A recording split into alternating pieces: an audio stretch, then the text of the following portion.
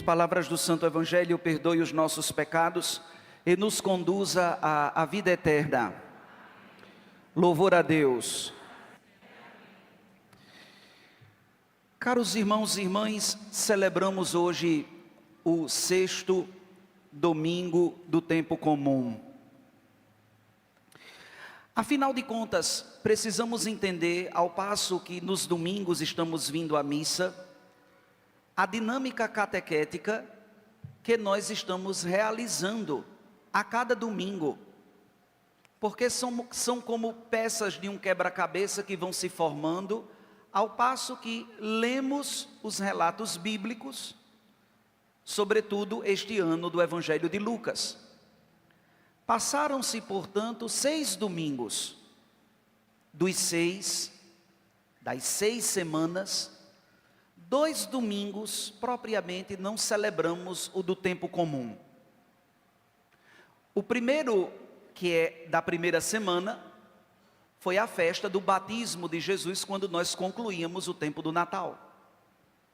Nós não celebramos o domingo do tempo comum, mas a primeira semana, logo na segunda-feira, iniciamos o tempo ordinário da igreja. E um outro domingo que nós não celebramos, o domingo do tempo comum, foi o domingo 2 de fevereiro, quando celebrávamos a apresentação do Senhor.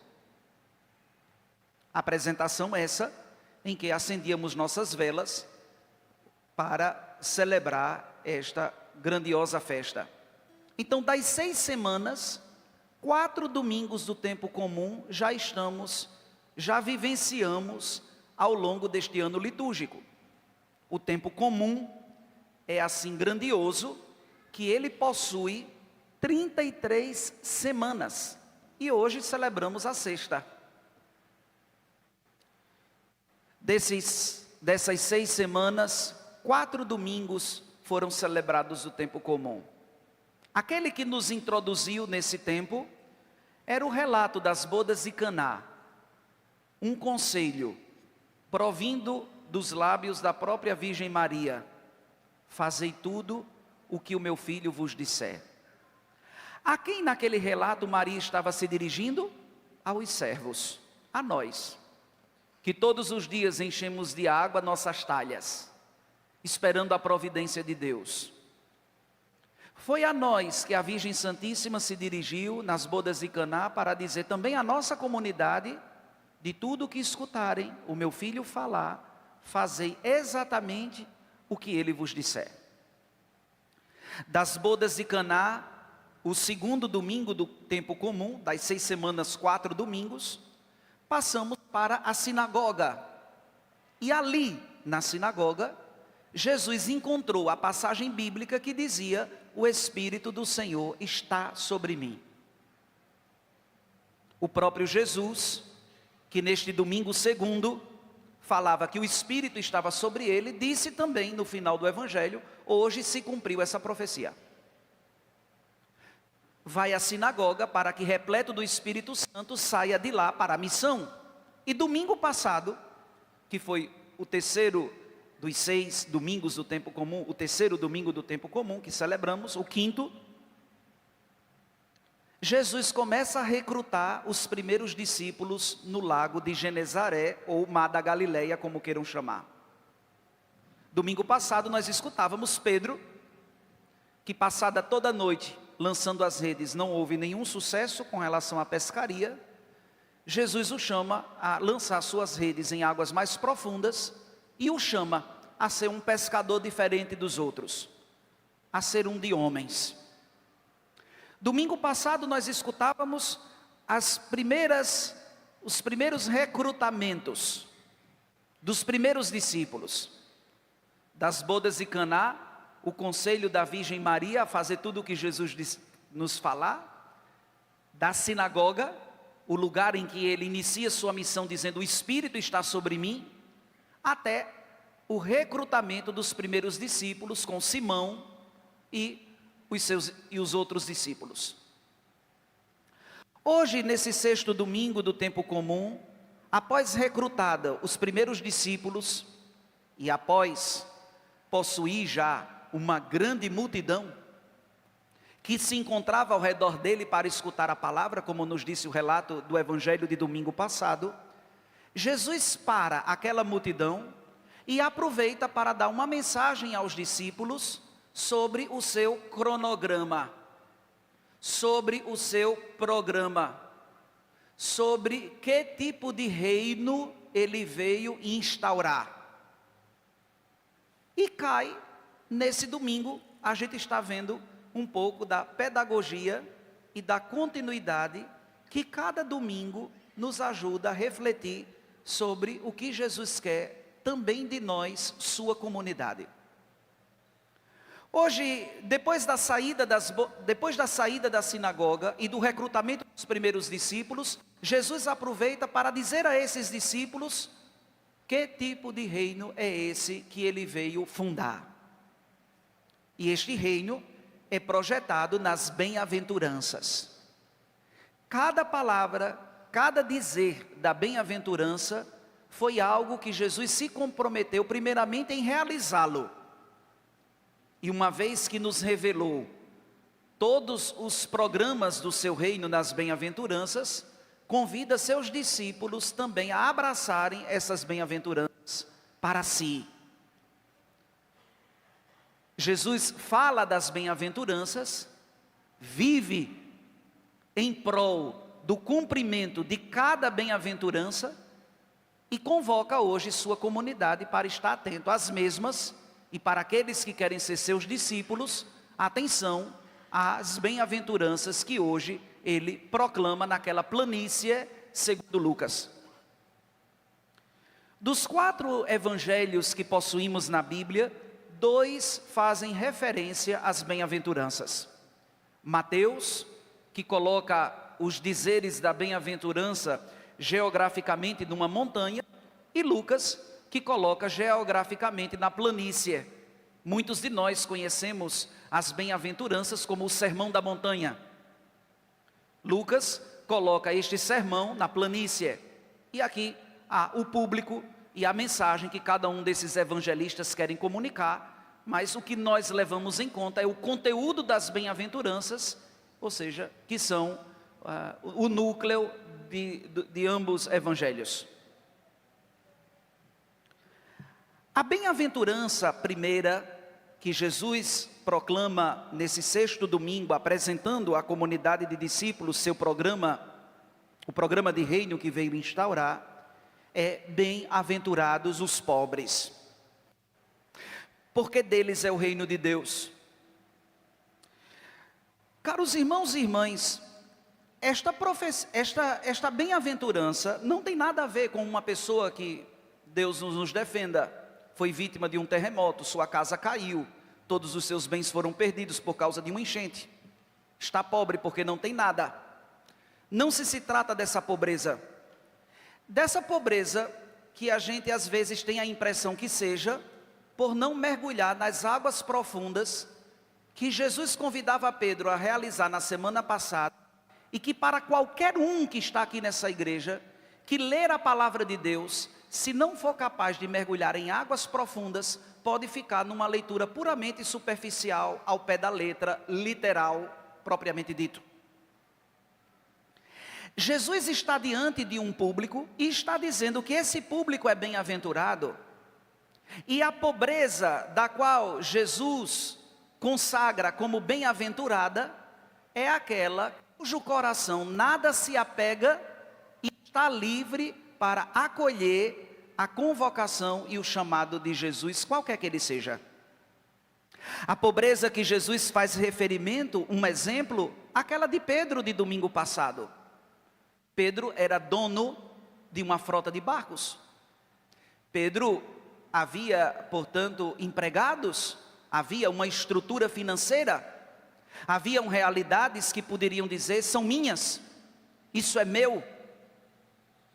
E como, meus irmãos e minhas irmãs, para os professores de português aqui presentes, como os pronomes possessivos causam profundas tristezas em quem não sabe, ou seja, empregá-los. São os meus filhos, é a minha família, é o meu carro, é a minha casa. E esta preocupação de manter tudo isso nosso, às vezes nos leva à loucura. Às vezes trava as nossas pernas para não mergulhar em águas profundas e nem deixar a realidade de margem. Se todos nós que aqui estamos soubéssemos administrar o que Deus colocou para que cuidássemos e tratássemos das nossas coisas assim, nos colocando como administradores. Afinal de contas, meus irmãos, nosso caixão vai ser tão estreito para colocar tudo aquilo que a gente diz que é nosso. É essa pobreza, portanto, que Jesus hoje apresenta no Evangelho, um coração desapegado. Jesus canoniza, então, uma grande bem-aventurança que nós hoje cantamos no Salmo. É feliz quem a Deus se confia. A confiança em Deus é a grande bem-aventurança descrita nas inúmeras bem-aventuranças que sairá da boca de Jesus como programa de seu reino.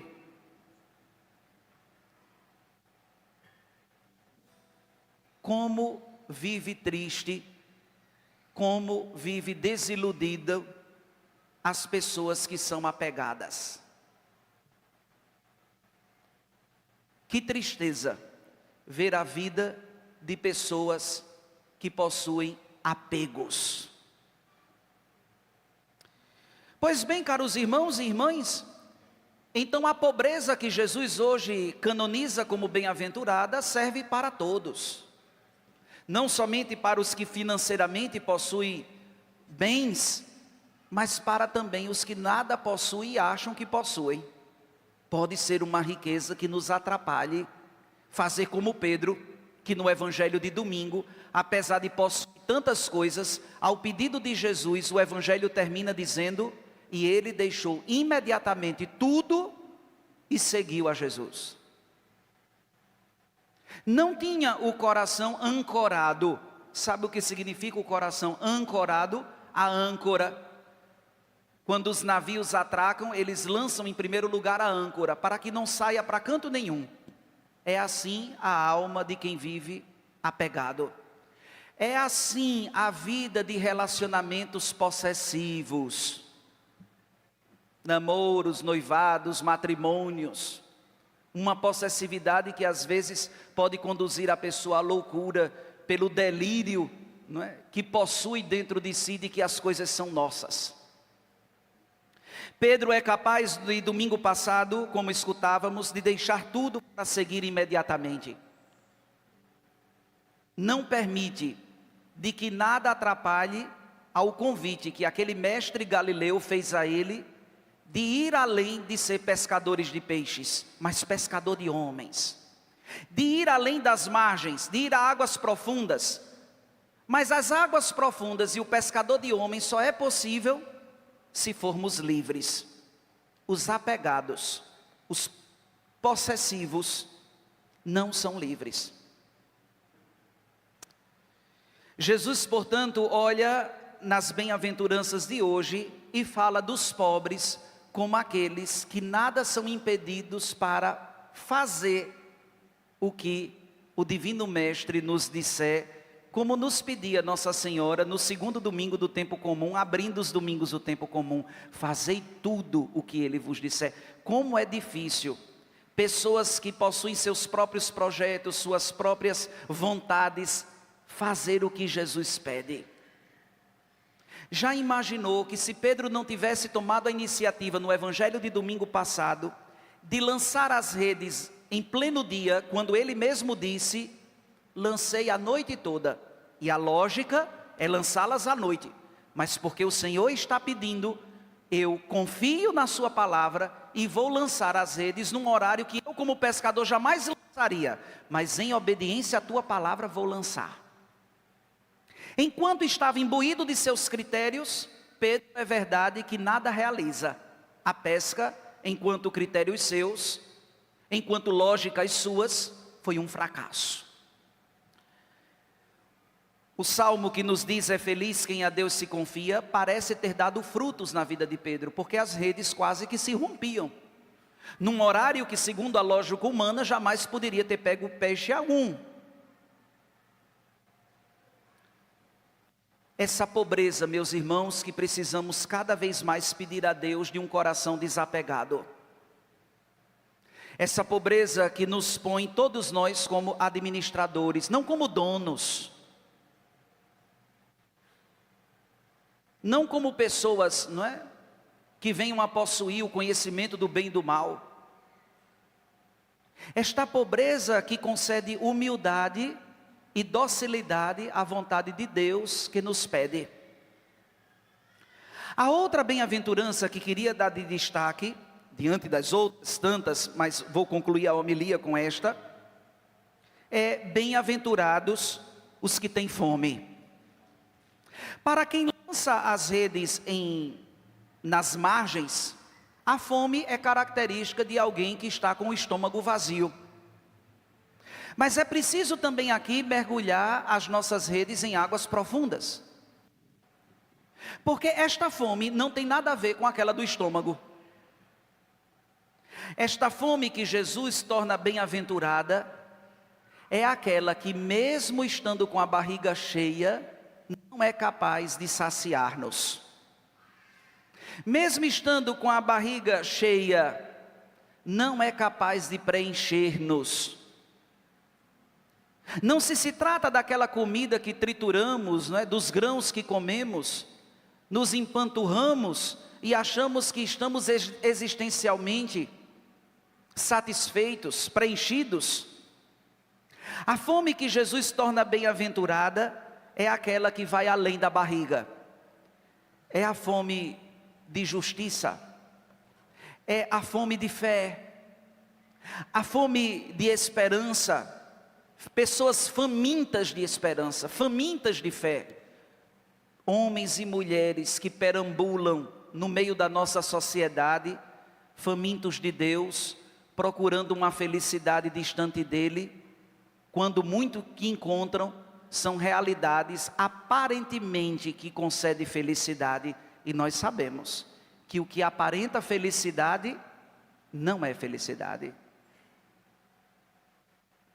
Homens e mulheres que perambulam buscando felicidade em lugares errados, em lugares que concedem alegria, que concedem realização de forma paliativa.